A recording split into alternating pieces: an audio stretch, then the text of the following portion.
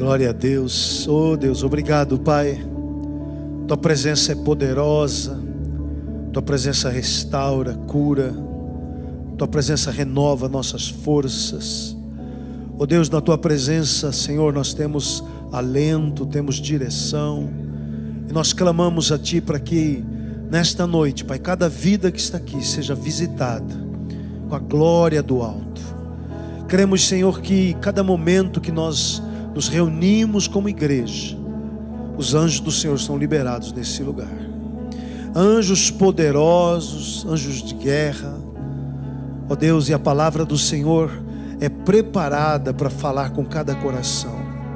Por isso, meu Deus, eu creio, em nome de Jesus, que cada vida que veio aqui buscar o milagre, que chegue o clamor até os céus, que chegue a Tua presença, ó Deus, em nome do Senhor Jesus Cristo. A oração que se faz pela saúde do irmão, da irmã, a oração que se faz para que relacionamentos, famílias sejam restauradas, para que vidas sejam restauradas e salvas. Oh Deus, abre o entendimento agora dos incrédulos e abre, Senhor, e liberta de todo mal. Ó Deus, e que sobre nós recaia uma nova unção nesta noite. Que esta noite seja uma noite profética sobre as nossas vidas. E o Teu nome seja glorificado. Em nome de Jesus. Quem crê, dá um glória a Deus aí. Aleluia. Glória a Deus. Aleluia. Amados, quando nós estamos aqui reunidos em nome de Jesus, nós percebemos realmente que o ambiente que nós geramos ao cantarmos, adorarmos, e o momento do altar, quando nós levamos a igreja em oração, nós percebemos que o mundo espiritual se move. E o mundo espiritual se move para que nossa alma esteja livre de toda cadeia, toda prisão, tudo que possa tentar nos engodar, nos enganar, seja anulado. Quero ouvir um amém.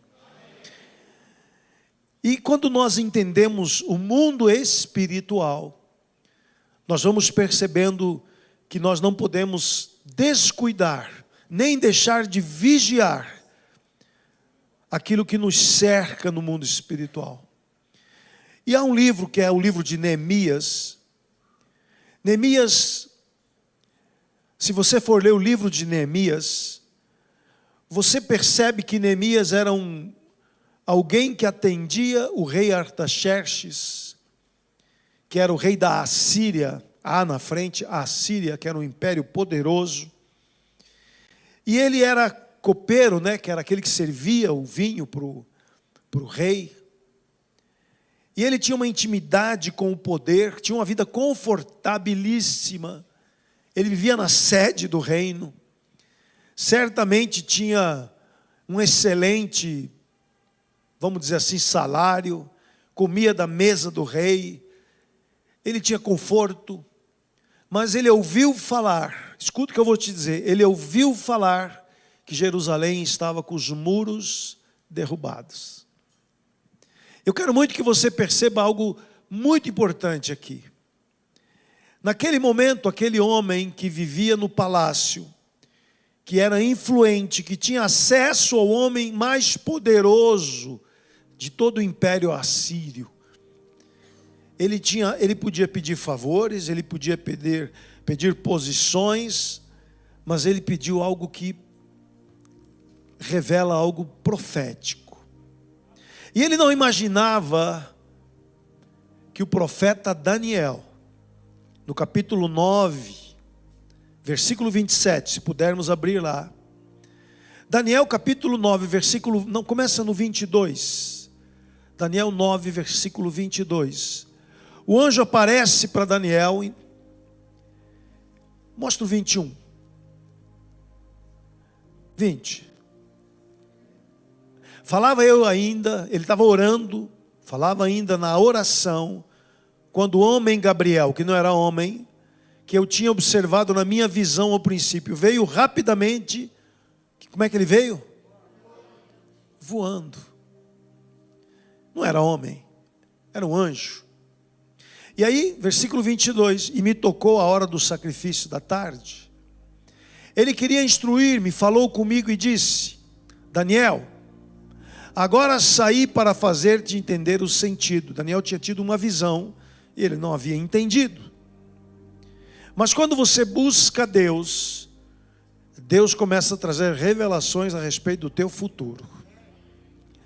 No princípio das tuas súplicas saiu a ordem, eu vim para tu declarar, porque és muito amado.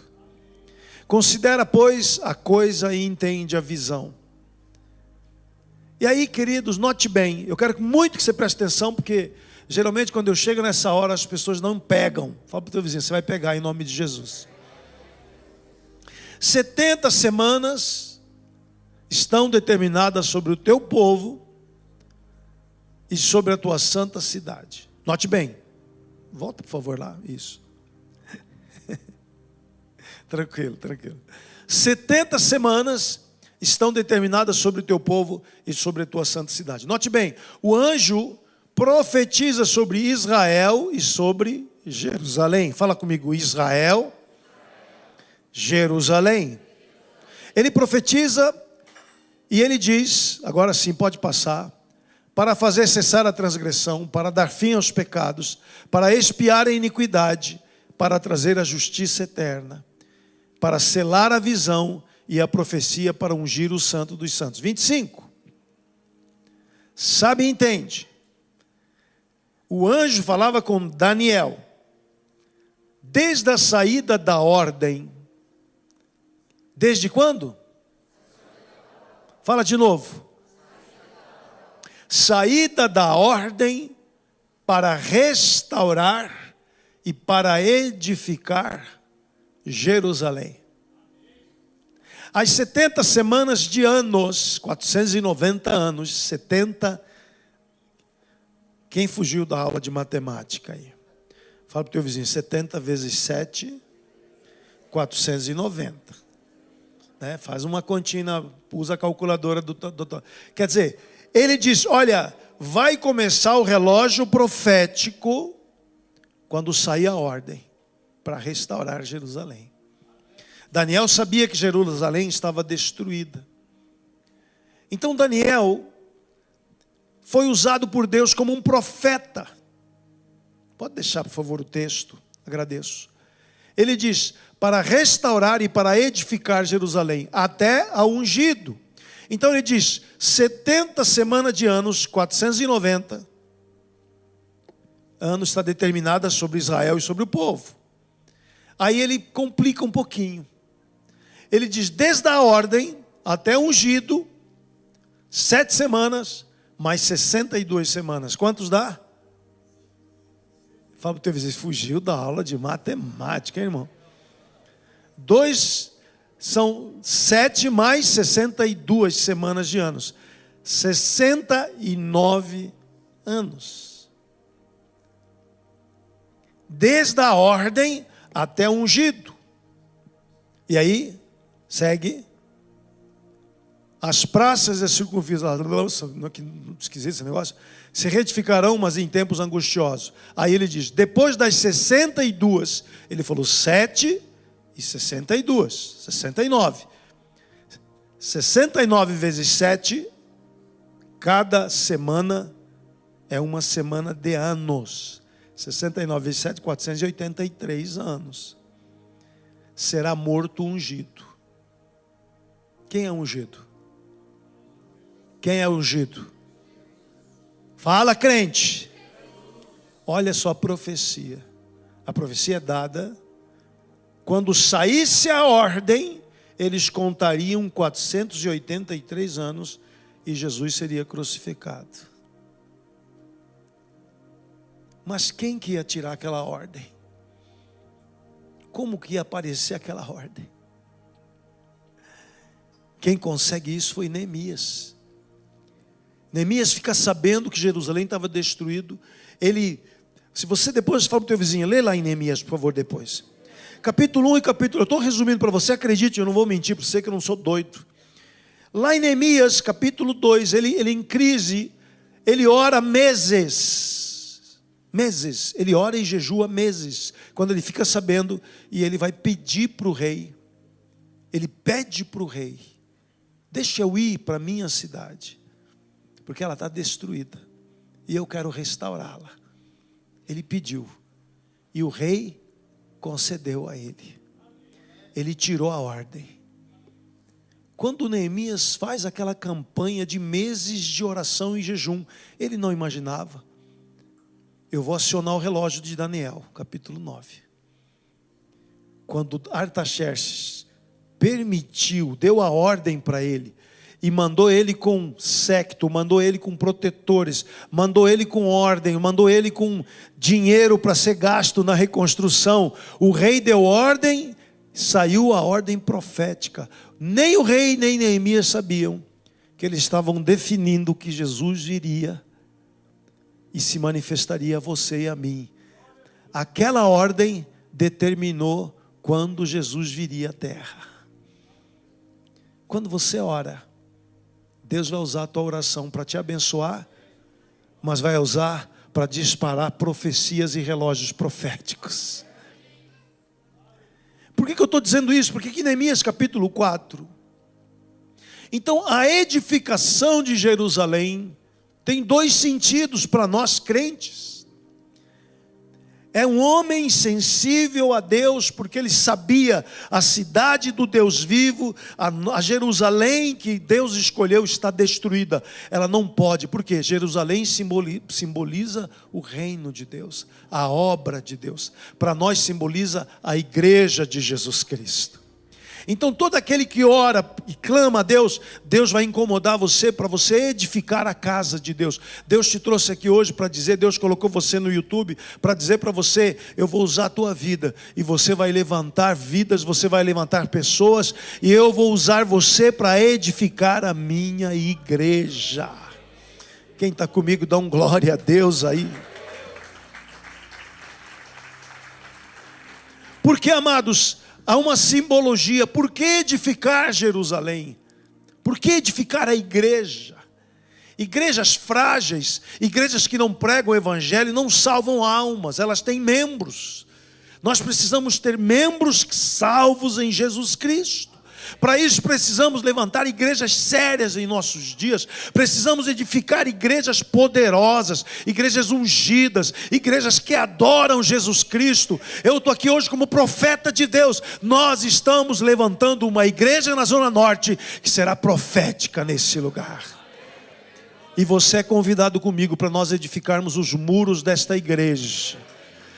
E Satanás não vai ter acesso às famílias. Se alguém quer ser livre das trevas, vai entrar aqui dentro, e haverá um muro de fogo para guardar as famílias, guardar teus filhos, guardar teus negócios, guardar teus empreendimentos. Nós estamos edificando muros para proteger a tua vida. Aleluia. Porque, amados, note bem, quando Neemias decide restaurar, ele não imaginava que ele estava fazendo algo simbólico e profético. E aqui em Neemias 4:7, revela que o inimigo odeia quando nós edificamos a casa de Deus. Ouvindo Sambalate e Tobias, os arábios, os amonitas, as doditas, que a reparação dos muros de Jerusalém ia avante, e que já se começavam a fechar-lhe as brechas, ficaram sobremodo irados. Presta muita atenção nesse texto. Mostra a parte das brechas. Olha só.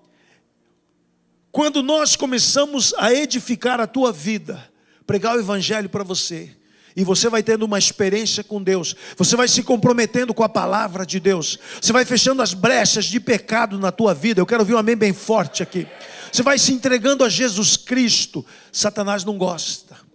Ele começa a fazer movimentos demoníacos. E é o que nós vemos aqui. Quando nós fechamos as brechas da incredulidade, fechamos as brechas das dúvidas, e começamos a edificar uma igreja que ama o Senhor, que tem compromisso com o evangelho de Jesus Cristo. Quantos vieram aqui receber uma palavra do céu? Diga aleluia comigo. Deus está falando a tua vida: eu estou levantando você, e você vai reparar as brechas da tua vida. Você veio aqui nessa noite, você está conectado conosco, porque Deus quer desafiar você. Vamos reparar as brechas da tua família, vamos reparar as brechas da tua vida financeira, dos seus negócios, mas principalmente da tua vida cristã. E Deus vai começar a agir na tua vida de forma sobrenatural. E aqui diz que eles ficaram sobremodo irados. Por que Satanás fica tão irado? Porque ele sabe que quando você levanta muros espirituais, ele perde acesso à tua alma. Ele perde acesso à tua história. E eles sabiam que a Jerusalém física, ao levantar os muros, eles não teriam mais acesso. E aqui diz: ajuntaram-se, versículo 8, todos de comum acordo, para virem atacar Jerusalém. Note bem essa frase: para virem atacar Jerusalém e suscitar confusão ali. Note, eles decidiram atacar, mas sabe que eles não conseguiram atacar? Porque havia oração, havia homens e mulheres sérias, haviam pessoas que estavam comprometidas com o reino. Quando uma igreja está comprometida com o reino, Satanás pode até fazer plano de atacar a gente, mas ele vai queimar no caminho em nome de Jesus. Eles não vão chegar perto da tua casa, não chegarão perto da tua família, não chegarão perto em nome de Jesus da tua saúde. Dá um glória a Deus aí. Aí o versículo 9 diz assim: porém nós o quê? Fala bem forte: nós oramos ao nosso Deus. Fala de novo: oramos ao nosso Deus. Mais forte: oramos ao nosso Deus. E ele diz como proteção. Isso é muito importante. Pusemos guarda contra eles de dia e de noite. Você sabia que tem gente que chega aqui 1 hora antes, pessoal da intercessão, para orar por você nesse culto? Eles vêm aqui antes, sabia? E ficam orando. Eu estava vendo a listinha deles ali, eu ia pedir: cadê a Márcia? Não está em Márcia? Põe lá o bispo Hugo e a bispa Gisela. Está lá na lista? É que naquela lista que eu vi no grupo não estava meu nome. Lá eu falei: eu vou pedir na cara dura. Preciso muito de oração. Gente que vem tapar as brechas. Porque às vezes você chegou aqui azedo, fez bobagem hoje, mas tem gente que está orando por você aqui. Diga: nós oramos para Deus colocar proteção. E Deus colocou guardas. Levanta a mão bem alto, diga assim: aqui na Zona Norte existem guardas que clamam ao Senhor para guardar a nossa vida, guardar esta igreja, abençoar este culto, para que a nossa adoração e a nossa oração chegue à presença de Deus. Aleluia, aleluia, aleluia. Pusemos guarda contra eles de dia e de noite. Note, eles começaram a orar. Eles ouviram falar: os inimigos estão vindo. A Bíblia diz: resistir ao diabo e ele fugirá de vós. Como é que nós resistimos? Em oração, em clamor, em fé, crendo que Deus é por nós. Versículo 13 diz: então pus o povo por famílias. É interessante nós percebermos que Neemias envolveu famílias na reconstrução dos muros. O que isso nos mostra? Que o reino de Deus se move por família. Por isso que Satanás odeia a família. Por isso que existe tanta campanha contra a família. Então, quando uma família, ela é convertida e é comprometida. Não sei se você já leu essa estatística, mas quando uma família inteira é convertida, e quando o pai é convertido, dificilmente os filhos se desviam. Eles permanecem na obra do Senhor. É muito importante nós entendermos que quando uma família está envolvida com o reino, uma igreja vai se tornando cada vez mais forte para resistir a Satanás. Que Deus possa fortalecer você, que Deus possa fortalecer a tua casa, que Deus converta teu cônjuge, Deus converta teus filhos, Deus converta as pessoas que você ama. Vai falando amém aí. Levanta a mão bem alto e diga assim: Pai, nós profetizamos que esta igreja verá famílias convertendo nesse lugar. Nós seremos uma igreja de famílias convertidas, que vão interceder, clamar e ver a obra de Deus, trabalhar na obra de Deus, em nome de Jesus. Eu verei Zona Norte com famílias trabalhando na obra do Senhor. Aleluia, aleluia. Aqui diz, daquele dia em diante, versículo 13, né? Pus o povo por famílias, nos lugares baixos e abertos, por detrás do muro, com as suas espadas, suas lanças e seus arcos. É interessante porque a Bíblia nos ensina que, como crente, nós não temos armas físicas, mas nós temos oração, jejum, clamor. Nós temos a perseverança das campanhas. Então a igreja vai aprendendo a orar e vai aprendendo a interceder. E aqui no versículo 14, Neemias diz, inspecionei, dispus-me, disse aos nobres, aos magistrados e ao resto do povo, não os temais, lembrai-vos do Senhor, grande e temível. Pelejai pelos vossos irmãos, vossos filhos, vossas filhas, vossa mulher e vossa casa. Quem pode dizer aleluia? É interessante porque o Senhor, quando atraiu você, Ele está pensando em toda a tua casa. É muito importante a crermos nisso. Por isso que a Bíblia diz, crê no Senhor Jesus, será salvo tu e será salvo a tua casa. Porque quando nós envolvemos famílias, nós vamos solidificando uma igreja forte, com muros restaurados. Uma igreja que não será vulnerável a doutrinas malignas. Uma igreja que não será vulnerável a mentiras doutrinárias. Mas é uma igreja forte, uma igreja calçada na palavra de Deus. Quem pode dizer amém, Jesus? Versículo 16. Daquele dia em diante, metade dos meus moços trabalhava na obra, e outra metade empunhava lanças, escudos, arcos, couraças. Os chefes estavam por detrás de toda a casa de Judá. Os carregadores que por si mesmos tomavam as cargas, cada um com uma das mãos fazia a obra e com a outra segurava a arma. Aqui revela, querido, algo muito interessante para você e para mim. Porque às vezes nós podemos dizer, não, mas eu tenho meu trabalho, eu tenho meus afazeres, e Deus está falando para você, há uma forma de você proteger a casa de Deus, de você ser um de nós, para orar com a gente. Você pode trabalhar no teu dia a dia, você pode ganhar o teu sustento todo dia, você pode crescer e prosperar, mas não esqueça da tua oração, não esqueça de clamar ao Senhor, não esqueça de interceder pela tua célula, pelos teus irmãos, interceder por esta igreja, intercede por mim também, aleluia, glória a Deus. Nós precisamos entender, eu estou na luta, mas eu não vou abandonar a obra de Deus. Diga, eu estou na luta da vida, mas eu tenho compromisso com a casa de Deus. Eu creio que quando uma igreja entende a sua missão, a sua forma de viver a vida cristã, nós vamos edificando famílias sólidas. Pessoas que entenderam o Evangelho, vivem o Evangelho, proclamam o Evangelho, divulgam o Evangelho. E elas não são aquelas pessoas que estão entrando na igreja para serem só abençoadas. Não, eu estou aqui para clamar, para edificar, para abençoar. Eu serei instrumento de Deus aqui dentro, eu vou abençoar vidas. Eu não tenho tempo de vir ter uma célula, mas eu vou orar, eu vou jejuar, eu vou clamar, eu vou declarar. Eu vou ter a minha vida lá fora, mas eu tenho minha contribuição na casa do Senhor. Quantos estão comigo? Dá um glória aí bem forte. Aleluia. Sabe, amados, nós vivemos um momento muito perigoso na história da humanidade. Muito perigoso. É um tempo de muita maldade. É um tempo de muita iniquidade. E há uma profecia feita pelo próprio Jesus que o amor de muitos se esfriaria. Eu tenho dito isso aqui repetidamente.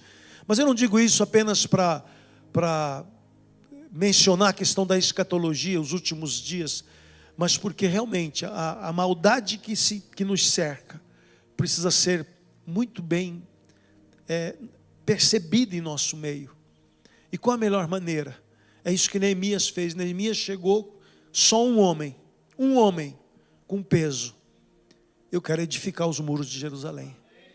Ele chegou, a Bíblia diz que ele chegou de viagem, ele descansou 2 dias, porque era uma viagem longa, viajavam a cavalo. Chegou cansado, e aí ele pega o cavalo dele e ele vai andar no meio dos escombros. Ele vê o estado de Jerusalém. E a Bíblia diz que ele convoca as pessoas mais importantes da cidade. E ele ganha o coração deles, para junto com Neemias, edificar a obra de Deus. Quando nós começamos aqui na Zona Norte, Deus mandou poucas pessoas para estarem com a gente. Mas a gente começou a falar para eles, eu tenho o sonho de edificar uma igreja poderosa aqui na Zona Norte. Nós vamos edificar algo poderoso aqui. E nós começamos lá no Tucuruvi, salãozinho para 110, 120 pessoas. Daí fizemos uma engenhoca lá, arquitetônica, tinha um engenheiro civil na igreja, ele conseguiu lá aumentamos a igreja, fizemos uma loucura lá, né? Ficou meio esquisito, ficou meio estranho, né, pastor Vonei? Ficou meio diferente, né, Julião e Márcia? Mas fizemos ali, né? Nessa época o João Marcos, acho que era adolescente, né? E nós começamos a encher aquele lugar, e eu comecei a ver, quando um homem se levanta para edificar a casa de Deus, Deus começa a mandar cooperadores. Você não está aqui à toa, querido. Você está aqui porque Deus te trouxe aqui. Nós vamos edificar algo maravilhoso nesse lugar. A tua família vai ser protegida nesse lugar. Pode vir toda a obra das trevas, pode vir frieza espiritual. Aqui dentro não vai entrar, porque aqui tem muros. Fala comigo assim: onde tem muros, a minha casa está protegida.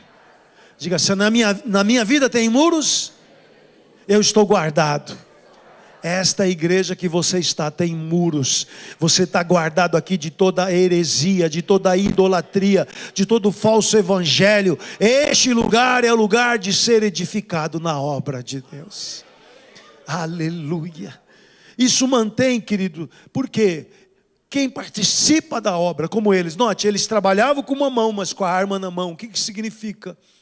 Eles tinham um compromisso em proteger Jerusalém, em proteger a obra do Senhor. Então é interessante, né? Quando nós entendemos que eu sou um partícipe da obra. Amados, eu digo para vocês que eu não dou conta de ficar, como é que eu diria isso? Só assistindo. Eu preciso muito estar onde eu estou, eu preciso servir a Deus. Porque eu entendo que Deus me coloca nessa posição. Porque quando nós levantamos Neemias, muros são levantados na tua casa. Muros são levantados na tua vida. Quando os muros são levantados, Satanás não toca mais na tua vida, porque existe proteção eterna. Quem está comigo, diga um glória a Deus aí. Porque quem está trabalhando, edificando a obra, participando da obra, mas eu não sei pregar. Não é isso, querido. É entender que você faz parte dessa obra. Você não vem aqui para assistir, você vem aqui para participar.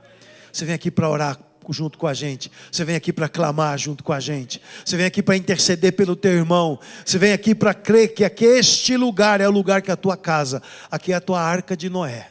Pode vir o dilúvio que vier, você vai estar guardado em nome de Jesus Cristo. Dá um glória aí, um aplauso bem forte ao Senhor. Enquanto Neemias edificava os muros de Jerusalém, a profecia se cumpria para que Jesus nascesse. Imagina. A resposta de um homem de Deus em edificar a obra de Deus dispara o relógio profético e 400 e tantos anos depois, Jesus nasceria. É interessante demais isso. E aqui vai nos ensinando que em Neemias capítulo 2, versículo 17, quando Neemias estava regimentando as pessoas para ajudá-lo, ele lhes disse: estáis vendo a miséria em que estamos? Note bem, a miséria do povo é porque os muros estão caídos. Então quando os muros caem, seja um muro pessoal, eu preciso ter um muro de proteção na minha vida, na minha caminhada espiritual. Eu não posso estar entregue à vaidade, eu não posso estar sendo vulnerável a mentiras. Eu preciso edificar uma vida que tenha muros. Quem pode dizer amém? E aqui em Neemias capítulo 2, verso 17 diz: então lhes disse: estáis vendo a miséria em que estamos? Jerusalém assolada, suas portas queimadas. Vinde, pois, reedifiquemos os muros de Jerusalém e deixemos de ser opróbrio. Por que era opróbrio? Porque eles estavam vulneráveis. Eles estavam expostos à vergonha, destruição. Era a exposição de todo o pecado que tinha havido naquela cidade. Por isso Deus havia mandado o juízo. É interessante que quando você estuda como é que aquele muro caiu. Caiu a partir de um defeito que havia no muro. Um defeito. E o inimigo cercou durante meses e ele não conseguia entrar em Jerusalém. Mas eles descobriram um defeito. E ali naquele defeito eles entraram. Muro significa a tua caminhada em Deus. Muros significa a tua vida de oração, compromisso com a Bíblia, com a palavra do Senhor, tua vida de santidade. Você tem tido uma vida de compromisso com a palavra, com a presença do Senhor. Teus muros tão altos, tão grandes. Quem pode dizer aleluia comigo? Mas a Bíblia diz que o diabo anda em redor buscando a quem possa tragar, porque é a figura desse inimigo que rodeava os muros para encontrar uma brecha. Por isso que nós estamos aqui pregando o Evangelho para você, para que não haja brecha na tua vida. Levanta a mão e diga assim: Pai, em nome de Jesus, eu oro na minha vida hoje, na minha casa, para que as brechas sejam restauradas. Fala, a brecha da incredulidade. Fala com fé, da frieza espiritual, da falta de oração, de palavra de Deus na minha vida. Ajuda-me, Senhor, a restaurar as brechas da minha vida, porque eu quero nessa noite sair protegido com o muro de fogo da tua glória, em nome de Jesus. Quem pode dar um glória aí bem alto? Aleluia. O muro havia caído porque Deus tinha parado de reinar em Israel. Reinou a ganância, a idolatria, reinou falsos deuses. E é isso que nós entendemos. O inimigo teve acesso à cidade porque os muros caíram. E nós temos que entender isso com muita clareza. Como é que está a minha vida, a minha caminhada? Dias difíceis, dias complicados, mas Deus te deu uma igreja para você vir nessa noite e ouvir uma palavra de Deus.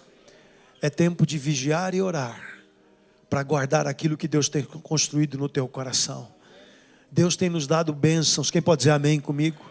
Deus tem nos dado graça, Deus tem nos cercado com o seu amor, Deus tem nos dado palavra, o Senhor tem nos abençoado dia após dia. Quem tem sido abençoado, levanta a mão e diga obrigado, Senhor. Então guarda isso que Deus tem entregue para você, proteja aquilo. Quer dizer, eu tenho que entender que eu não posso deixar brechas para que o inimigo venha alcançar a minha alma, a minha vida. Provérbios 25, 28, estou terminando a palavra, acabou o meu tempo. Provérbios 25, 28 diz: como cidade derrubada, que não tem muros, assim é o homem que não tem domínio próprio. O domínio próprio é devolvido a você quando o reino entra no teu coração. Fala comigo: se Deus governa. Fala de novo: se Deus governa, eu tenho domínio próprio. Fala de novo: se Deus governa, eu tenho o fruto do Espírito Santo. O fruto do Espírito Santo, você sabe: amor, alegria, paz, bondade, benignidade, longanimidade, benignidade, mansidão, domínio próprio. O fruto do Espírito termina com domínio próprio. O muro significa o governo aqui dentro é de Jesus.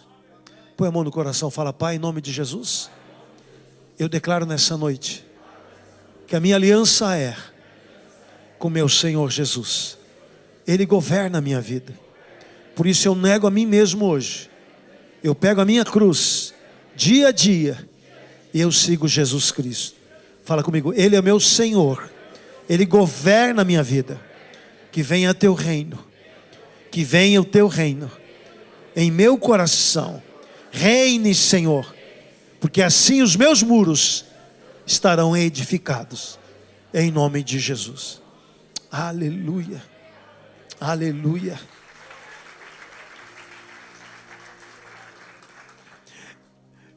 Quando eu comecei a pregar aqui hoje, eu falei para vocês que Neemias nem imaginava que ele estava disparando um relógio profético.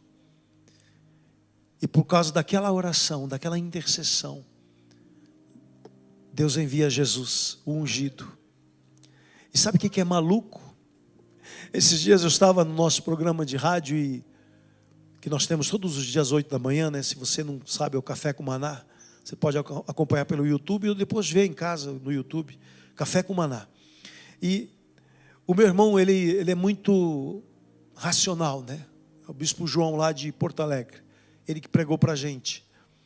E me ajudou muito no começo, me ensinava a Bíblia, me dizia que tipo de livro que eu tinha que ler da Bíblia e tal. Mas ele é muito racional. Aí ele estava dizendo, olha, eu não sou muito dessa coisa de mistério, mas eu estou escandalizado. Eu falei, mas com o que você está escandalizado? Ele falou, é impressionante, desde o dia que Neemias recebeu a ordem, até Jesus receber o Espírito Santo saindo do Jordão, ele é batizado, até ungido, dá exatamente 483 anos. E ele fala, como é que pode? Eu falei, uai, foi profetizado, foi declarado. Como eu já sei disso há muitos anos, estudo isso há muitos anos, sou apaixonado por isso, e eu sou engenheiro, né? E eu fiz, sabe como? Você tem que saber que não é ano com 365 dias, é ano com 360, porque é ano lunar, você tem que fazer a conta. Eu fiz a conta certinha. Sabe quanto que dá? Pastor José Mauro da Costa Pereira.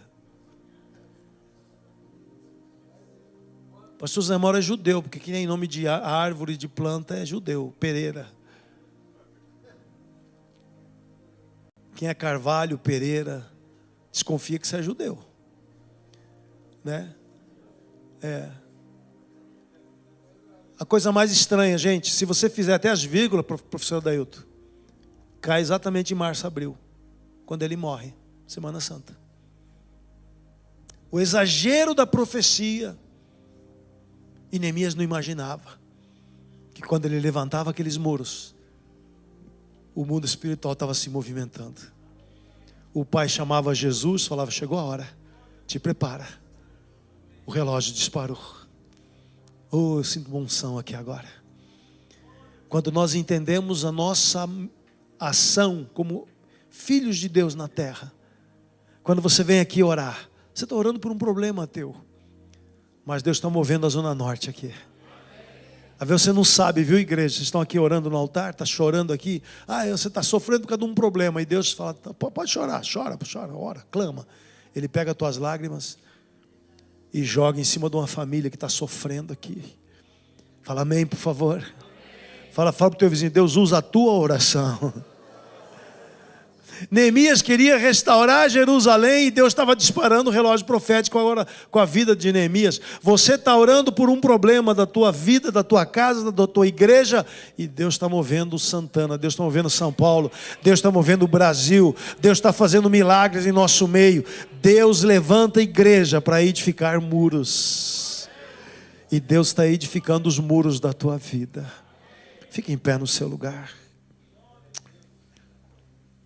Isaías 26, eu termino aqui com esse texto. Quantos recebem essa palavra nessa noite? Isaías 26, versículo 1 diz, naquele dia, se entoará este cântico na terra de Judá, temos uma cidade forte. Fala comigo assim, uma cidade forte é uma cidade murada. Olha só, aí ele diz, Deus lhe põe a salvação por muros. Baluarte é fortaleza. E aí ele diz, abri vós as portas para que entre a nação justa, que guarda a fidelidade. A Nova Jerusalém, se você ler na Bíblia, ela é uma cidade de muros altos, gigantes. Profeticamente Deus está dizendo para você, você está caminhando aqui para entrar numa cidade forte, a Nova Jerusalém. Eu estou pregando para você não ser pego com distrações, com incredulidade, com pecados, mas sim uma vida íntegra diante de Deus. Levanta a mão e diga assim, Pai, eu recebo a tua palavra para edificar muros na minha vida. Ajuda-me, ó Deus. Fala de novo, ajuda-me, ó Deus, a ser bênção para minha família. Eu serei como Neemias. Eu vou levantar os muros da minha família.